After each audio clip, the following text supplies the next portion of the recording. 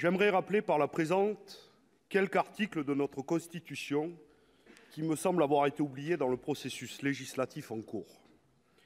Son article 34 précise notamment que la loi détermine les principes fondamentaux de l'enseignement, et le 24, que le Parlement vote la loi. Premièrement, lors des débats sur ce projet à l'Assemblée nationale, vous avez déclaré, Madame la ministre, que la plateforme serait la face visible de la réforme, et encore que la nouvelle rédaction de l'article L. 612-3 apportera une base juridique solide à la nouvelle plateforme Parcoursup qui va gérer les inscriptions pour la rentrée 2018. Dans un sursaut de légalisme, vous avez même rappelé ce principe de droit selon lequel l'on ne peut pas prendre des décrets ou des arrêtés avant d'avoir voté la loi. Et pourtant, vous avez engagé exactement la procédure inverse. Sans nous le présenter lors de votre audition par la commission de la culture, vous avez promulgué 3 jours après un arrêté qui organise la plateforme Parcoursup selon les dispositions de la loi dont nous commençons seulement l'examen au Sénat aujourd'hui. Notre groupe a déposé un recours en annulation de ce texte auprès du Conseil d'État et vos explications lors de nos débats seront susceptibles d'être mis à profit par cette juridiction pour examiner notre requête. Notre Haute Assemblée se voit ainsi confier un rôle inattendu dans le contrôle de légalité d'un acte subalterne. Vous attaquez le bicamérisme par la base. En déposant ce recours en annulation, nous défendons la règle constitutionnelle de la hiérarchie des normes, les prérogatives du Sénat et la nécessité d'une relation de confiance qui doit nécessairement régir les relations du gouvernement avec le Parlement. Nous souhaitons aussi éviter aux candidats et candidates et à leurs familles les risques de recours contentieux qui pourraient naître des décisions prises sur la base d'un acte juridique illégal. De plus, à partir de cet arrêté litigieux, de nombreuses universités ont intégré dans Parcoursup des attendus qui mettent à profit les libertés qu'il offre, mais selon une interprétation que vous avez vous-même condamnée. Je pense notamment à l'exigence du BAFA. Que dire des lycéennes et lycéens qui découvrent en cours d'année scolaire, à la lecture de ces attendus, qu'ils n'ont pas choisi la bonne filière? Tous ces problèmes pourraient légitimement aboutir à des contentieux dont la gestion incombera aux universités ou encore au rectorat.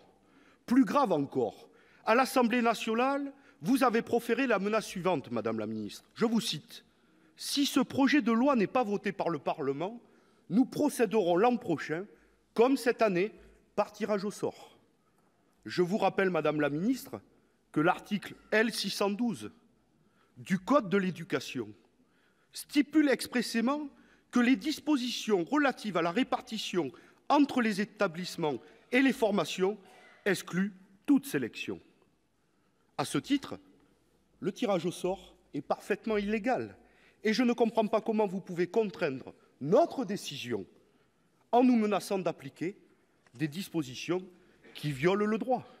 La représentation nationale et les membres du gouvernement, plus que quiconque, se doivent de respecter la loi et de la défendre. Je vous demande donc solennellement de ne pas nous forcer dans la discussion à un choix entre votre projet et des pratiques illégales. Nous ne manquerons pas de faire valoir nos droits au rappel du règlement pour imposer un débat respectueux de la loi.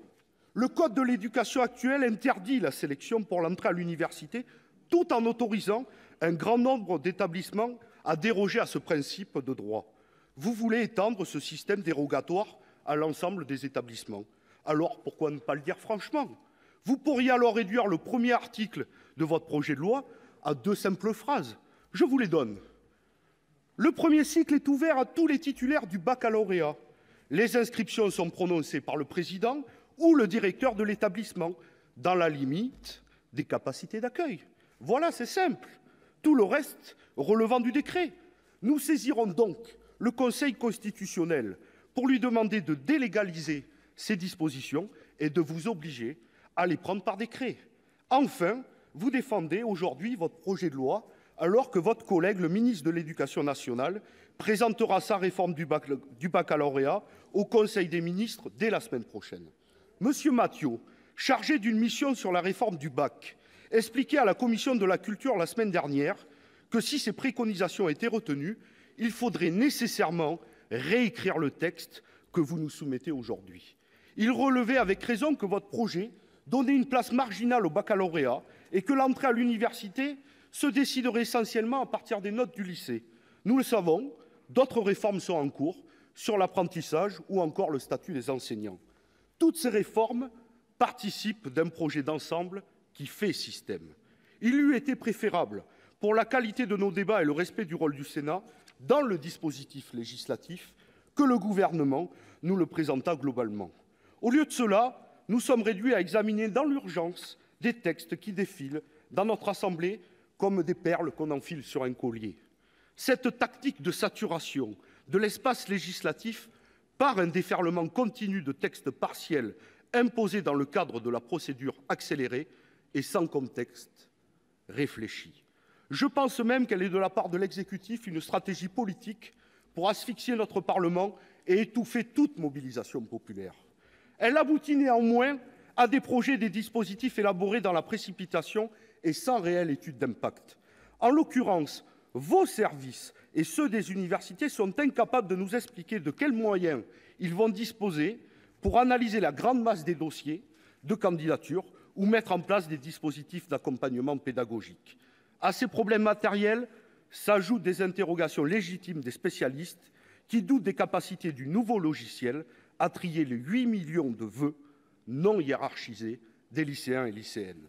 À tout le moins, avant de lancer cette nouvelle plateforme, il eût été de bonne politique d'analyser dans le détail le fonctionnement de celle qu'elle remplace, APB. Ainsi, alors que la réforme est lancée, votre service des systèmes d'information et des études statistiques vient seulement de publier les résultats d'une enquête sur les choix d'orientation après le bac. Les enseignants des lycées et des universités, leur organisation représentative, vous ont alerté sur les difficultés qu'ils pressentent pour organiser la rentrée dans de bonnes conditions. Celle de septembre 2017 a été chaotique, celle de 2018 s'annonce apocalyptique. Madame la ministre, si votre intention est vraiment de trouver une place dans l'enseignement supérieur à tous les nouveaux bacheliers, comme vous l'avez déclaré à plusieurs reprises, alors vous n'avez pas besoin de cette loi. Mais il vous faut dégager rapidement des moyens supplémentaires. Et si vous ne savez pas comment trouver 500 millions d'euros nécessaires sur les 5 ans, demandons donc à Monsieur le ministre de l'économie un conseil, lui qui a réussi l'exploit de trouver 4 milliards en quelques minutes d'euros pour les 1% des plus riches en supprimant l'ISF. Agissons en responsabilité et ne prenons pas le risque d'être tenus pour responsables des dysfonctionnements à venir. Au su des problèmes constitutionnels, juridiques, organisationnels et matériels qui pourraient poser ce projet de loi, nous vous proposons donc de le déclarer irrecevable. Je vous remercie de votre attention.